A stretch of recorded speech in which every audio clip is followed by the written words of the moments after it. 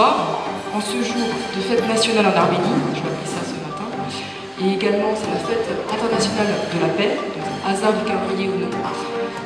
Il s'agit également d'une exposition de photographie, et plus particulièrement c'est sur des visages et des paysages de l'Arménie contemporaine. Donc c'est une idée très originale que vous propose aujourd'hui l'Amicale arménienne de Montpellier et de réaliser conjointement, ou pas vraiment conjointement parce qu'ils ne se sont pas rencontrés, mais ça permet d'avoir effectivement donc, deux expositions en une et le regard d'un photographe montpelliérain et d'une photographe arménienne. La ville de Montpellier est très honorée d'accueillir cette exposition au sein de la Maison des Relations Internationales Nelson Mandela, qui est en quelque sorte un aperçu, ou plutôt les meilleures feuilles du livre du photographe Nanda Gonzague, qui paraîtra fin octobre, c'est ça? Donc à Yazdan, suite à vos différents séjours en Arménie entre 2007 et 2010. Pardon, je peux préciser? Oui, allez-y. Avec une préface de Serge Abédikian, vraiment très belle préface, et un très beau travail de postface de Gérard Dédé. Très bien, merci. Merci. Les Montpelliérains pourront ainsi découvrir ces œuvres qui contribuent en partie à la transmission et au devoir de mémoire qui est celle de l'humanité tout entière. Je suis certaine que cette exposition aurait plu à Monsieur le maire Philippe Sorel, passionné d'histoire et évidemment pour la paix entre les peuples. Alors, si cette exposition vous a plu, parlez-en autour de vous. N'hésitez pas à communiquer sur cette exposition pour que vous soyez également ambassadeur de l'Arménie pour ne pas renouveler les erreurs du passé et continuer toujours à se souvenir. Je vous remercie et je vous souhaite une bonne soirée.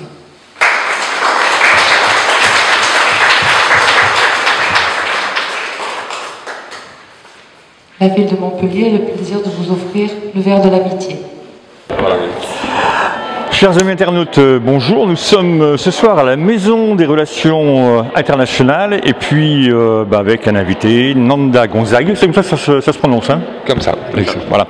Et c'est pour une exposition, les visages et paysages de l'Arménie contemporaine. C'est une exposition photographique qui a lieu ici même en ces murs du 21 au 25 septembre 2015. Alors, on va tout de suite faire connaissance de Nanda. Pourquoi ce prénom en fait? Nanda est un prénom indien, je suis né avec un prénom indien et voilà, tout simplement. Ma sœur s'appelle Chantala, je m'appelle Nanda. Bon. Voilà. Des parents indiens, non? Non, mon père a travaillé en Inde longtemps, il a ramené des prénoms plutôt que des photos pour ses enfants. Alors tout à l'heure on a parté, on essayait de vous connaître un petit peu et puis on savait qui vous étiez parce que vous avez suivi une certaine campagne électorale, on va pas faire de la politique ce soir, et vous êtes à la base un photographe de presse qui se dirige sur des reportages. Et là, un coup de cœur pour l'Arménie. À la base, je suis photographe, en fait. Et dans ma pratique, dans mon métier de photographe, pour gagner ma vie, je fais de la photo de presse en tant que photographe pigiste. Je travaille pour de nombreux journaux et magazines français ou étrangers. Et à côté de ça, je mène des projets personnels qui sont des projets plus dans la veine de la photographie documentaire, où je prends le temps sur plusieurs années d'aborder tel ou tel sujet. Ça a pu être les victimes de l'amiante. J'ai travaillé sur l'Arménie, c'est ce que vous voyez là aujourd'hui, qui est exposé. Et par exemple, j'ai un autre projet qui démarre, qui est sur l'Éthiopie. Donc voilà, j'ai un genre de double corde à mon arc. Je suis photographe qui travaille au quotidien pour des médias et à côté de ça je prends le temps, j'enlève les montres, j'enlève toutes les contraintes de temps et je prends le temps parfois sur plusieurs années pour explorer un domaine qui me tient à cœur. Est-ce que l'on peut dire dans vos travaux que, puisque vous m'avez dit tout à l'heure, vous n'êtes pas arménien, on est d'accord, hein? Je ne suis pas arménien. Est-ce que l'on peut dire que c'est un plus de ne pas être arménien, d'aller faire des photos en Arménie, c'est-à-dire d'avoir un œil neuf sur l'Arménie? Je ne saurais pas le dire parce que je connais un très très beau travail sur l'Arménie qui est mené par un Arménien d'Arménie, un travail vraiment exceptionnel, très très beau. Les Arméniens ont une pratique des arts en général et pour lesquels ils peuvent facilement exceller dans certains domaines. En tout cas, pour ce qui me concerne, effectivement, j'ai abordé l'Arménie n'étant pas arménien et donc quelque part il n'y a pas de, mon travail n'est pas un travail pro-arménien. Je ne défends pas de cause. C'est une exploration de l'Arménie telle que je l'ai rencontrée à ce moment-là et telle qu'on m'a donné de la voir, telle qu'on me l'a présentée et telle qu'on m'a ouvert les portes pour la voir ainsi. Et donc, quelque part, je me sens en grande liberté de pouvoir, et toute légitimité de pouvoir montrer l'Arménie comme ça, de la partager aujourd'hui avec les spectateurs ou avec les gens, parce que, comment dire, il n'y a pas ni d'enjeu, je ne défends pas une cause, c'est juste une rencontre, et donc je précise que c'est un regard qui est subjectif, c'est un regard personnel sur la société arménienne, mais comment dire, elle est détachée effectivement de tout enjeu, ou de tout lien qui pourrait être patriotique ou autre, ou ci ou ça. Alors justement, je l'avais prévenu que j'allais couper tout le temps. Alors, ce qui est assez novateur, et ça il faut que les personnes qui vont venir voir ou qui ont envie de venir voir vos photographies sur l'Arménie, ce qui est assez novateur, c'est que vous ne présentez pas une Arménie larmoyante. C'est vrai. Voilà. Enfin, si vous venez ici, ne vous attendez pas à voir des photos sur des enfants par terre, des femmes en train de faire la manche. Enfin, je veux dire tout un côté que l'on voit dans tous les journaux, dans la bonne presse. C'est pas ce que vous avez voulu faire. Vous allez vous montrer une autre image de l'Arménie. Oui. De toute façon, l'Arménie... J'ai grossi le trait, hein, mais c'est à peu près ça. Très bien, mais l'Arménie, de toute façon, on peut dire que l'Arménie est multiple aujourd'hui. Il y a une Arménie traditionnelle et ancienne, qui, notamment dans les provinces, est souvent assez pauvre, et donc on peut voir des scènes de vie, ou en tout cas on peut rencontrer des vies difficiles ou des vies de labeur. Il y a aussi des vies heureuses. Dans les villes, parce que l'Arménie est indépendante depuis 1991, on fête d'ailleurs aujourd'hui les 24 ans, si je ne dis pas de bêtises, de l'indépendance arménienne. En tout cas on la célèbre. Et l'Arménie d'aujourd'hui est une Arménie, en tout cas, qui va vers de nouveaux lendemains. Elle se modernise. Et on peut très bien trouver en Arménie des gens, il y a une classe moyenne supérieure et une classe moyenne émergente très importante, où les gens aujourd'hui remplissent leur frigo, ont du travail, et donc voilà, je veux dire, l'Arménie n'est pas qu'un pays de misère.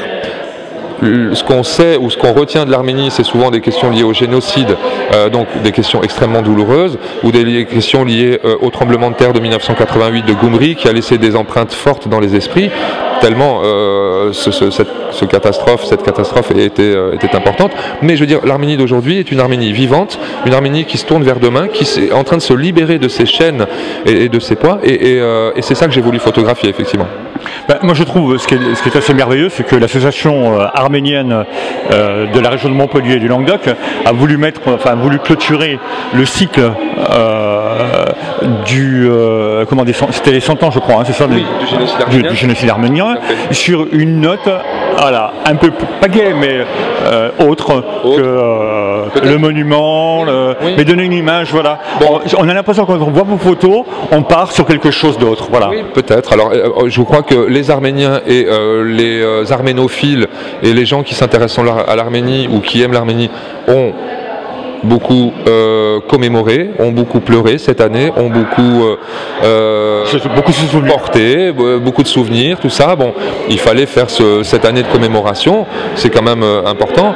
Mais cela dit, on ne peut pas voir l'Arménie qu'à travers ce prisme-là. Sinon ce serait réduire l'Arménie et même finalement l'enchaîner ou la réduire à ce qu'elle n'est pas. L'Arménie d'aujourd'hui, je répète, il y a des générations qui arrivent, des jeunes générations, pour qui le modèle occidental ou les modèles de société plus libertaires, disons, sont des modèles à suivre. Ils s'investissent dans le travail, font des études à l'étranger ou en Arménie, veulent une vie ouverte et c'est ça qu'on commence à percevoir en Arménie, et c'est ce que j'ai voulu essayer d'attraper doucement ou avec délicatesse en tout cas, en montrant que tout n'est pas fini dans ce virage. Il y a encore des choses à gérer, des choses contre lesquelles il faut se battre ou pour lesquelles il faut se battre, mais il y a aussi des nouvelles choses qui sont en train d'arriver, et avec certains symboles ou certains éléments qui composaient la société arménienne qui aujourd'hui sont derrière. Alors c'était la première partie du propos. La deuxième partie du propos, c'était un peu votre actualité, parce que vous faites d'autres choses dans la vie, on est bien d'accord. Alors déjà, ma première question, on vous trouve où ? Alors, sur la toile, je parle. Hein. Alors voilà, sur la toile, on peut me trouver, j'ai un site internet qui est donc nanda-gonzague.com. Il faut mettre le 3W avant, www.nanda-gonzague.com. Et j'ai un site internet, je suis représenté aussi par l'agence Picture Tank, qui est une agence qui est basée à Paris, une agence coopérative. Je faisais partie du collectif Transit que j'ai fondé en 2002 avec un collègue, mais j'ai quitté Transit donc dernièrement, là, il y a 5-6 mois. Et aujourd'hui, je suis indépendant, je tourne aussi une page et je me dirige vers de nouveaux projets et je conclus ce projet de l'Arménie aussi cette année qui est l'année de commémoration du génocide. Alors voilà, on a le grand plaisir comme d'habitude de vous recevoir. Non, je disais tout à l'heure à Nanda que... pardon ? Non, pardon, allez-y.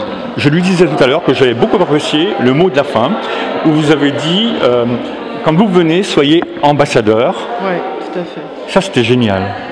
Exactement, je leur ai dit que si l'exposition leur a plu, qu'ils n'hésitent pas à en parler autour d'eux, à communiquer sur cette exposition, puisqu'ils seront ainsi ambassadeurs de l'Arménie, donc pour ne pas renouveler les erreurs du passé et continuer à se souvenir. Je sais que la municipalité Philippe Sorel-en-Tête est sensible à cette cause, hein, c'est pour ça que de toute façon vous êtes là ce soir, mais est-ce que en mettant la fin à cette période douloureuse au niveau de la mairie, on n'ouvre pas une porte de l'espoir finalement avec cette exposition? Oui, effectivement, ça permet à la jeunesse, aux jeunes, de connaître ou de découvrir également une partie de leur histoire, de leur identité, et ensuite de vouloir peut-être s'investir dans leur pays ou de les aider complètement à pouvoir tourner la page et à se construire. Merci à vous, c'est très gentil. Elle a voulu répondre, c'est gentil, hein. Merci à vous. Alors, le mot de la fin pour nous. Allons-y. L'espoir.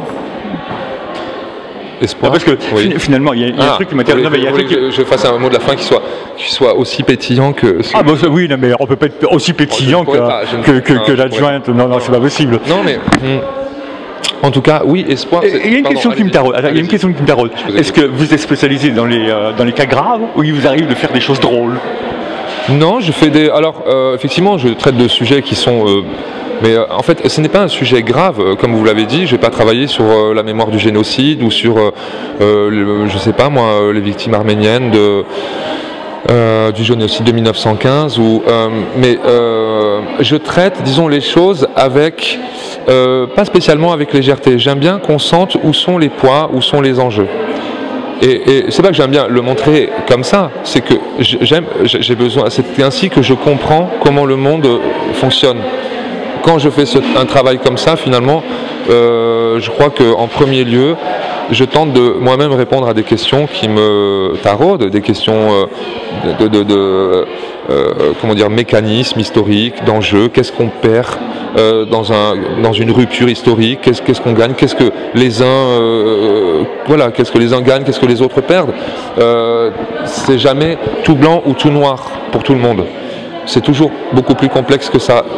Dans une phase d'indépendance comme celle que connaît l'Arménie, ou comme celle que connaissent en ce moment pas mal d'autres pays, on a entendu parler des printemps arabes, en ce moment il y a la question d'Al-Syrie, il y a énormément de choses. Souvent, la lecture médiatique du prime abord simplifie un petit peu les choses et ne permet pas toujours de... comment dire...